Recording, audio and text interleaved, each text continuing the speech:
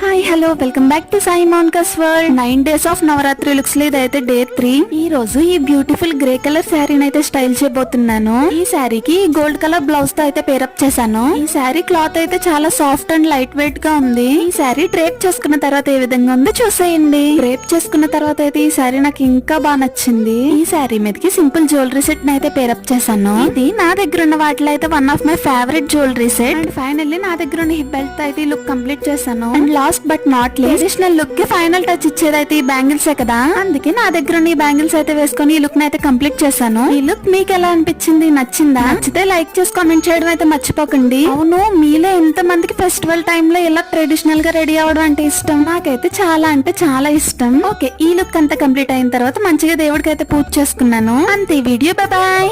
Hi hello welcome back to Sai మౌన్కాస్ world. 9 days of Navaratri looks లో ఇదైతే డే 3. ఈ రోజు ఈ బ్యూటిఫుల్ గ్రే కలర్